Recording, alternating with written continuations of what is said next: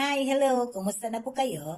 Ngayon naman, ang pag-uusapan natin ay 5 money mistakes that need to avoid. Magandang pag-usapan nito para malaman natin on how to handle and manage our money successfully. Una, not creating a budget. Kadalasan, ang ginagawa natin pagkatanggap ng sahod, bayad dito, bayad doon, bili dito, bili doon. Mas maganda kung gumagawa tayo ng budget list para sa ating ginagastos at sa ganitong paraan pwede nating i-adjust kung ano yung priorities at importante talaga nating gagastusin. In this way, maiiwasan din natin ang pagkakaroon ng utang. Sa budget list, isali mo na rin ang emergency fund at investment for your retirement. Second, depending on credit cards. Ang credit card, minsan nakakatulong ito, but it depends on how you manage your credit card. Hindi yung pag pumunta ka halimbawa sa mall, nakakita ka ng sale, eto na. Dahil sale at iniisip mo may credit card ka naman, then bili agad. Although, hindi mo naman ito priority or needs. Ang credit card, kung ano yung kinuha mo ngayon, take note, hindi yun yung babayaran mo. Of course, may interest yan. At kung hindi mo nabayaran on your due date, then, heto, lolobo at lolobo, yung pinurchase mo or magkakaroon ito ng interest.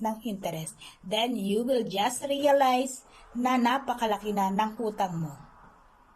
Isang halimbawa na lang, yung isang kakilala ko, heto, may kinuha, may binili, ginamit ang credit card. Then, ang ending, hindi niya nabayaran.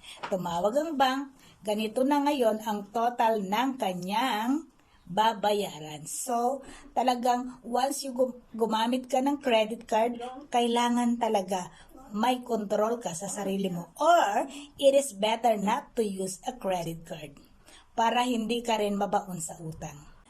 Third, spending more than you earn. Kung ang income mo halimbawa ay 30,000 monthly, dapat huwag kang mag-exceed sa ginagastos mo every month sa 30,000. Para sa ganon, hindi ka magkakaroon ng utang. Kailangan ang expenses mo allotted lang sa monthly na sinasahod mo at dapat sa 30,000 na sinasahod mo halimbawa, magkaroon ka rin dapat doon ng itinatabi for your emergency needs. Which means magkaroon ka dapat ng emergency fund. At kailangan meron ka rin dapat inilalagay sa investment mo for your retirement. Number 4, not having an emergency fund. Ang emergency fund ay isa sa paraan para makapag-ipon at in any case na may mangyari or kalamidad or aksidente na din natin inaasahan. Kasama rito ang pagkawala ng ating trabaho. Dito magagamit natin ang ating itinatabing ipon para sa ating emergency fund. Ang emergency fund ay perang itinatabi mo monthly para sa emergency cases. Huwag naman yung nadaan ka ng mall, nakakita ka ng sale, ay huhugutin mo na ang nakatabi mong pera. Yan ay para sa iyong emergency needs. Number 5, not setting goals. Di ba pag New Year, gumagawa tayo ng New Year's resolutions kung ano yung gusto mong baguhin o ayusin sa buhay mo. Sometimes, resolution natin na sinasabi ay yung all about material things. Maganda na mag-set din tayo ng goals kung ano yung gusto natin ma-achieve financially. Especially sa retirement age mo.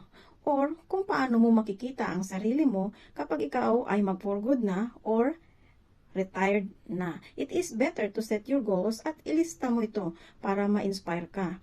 Then, one day, you will say to yourself na you made it. Yes,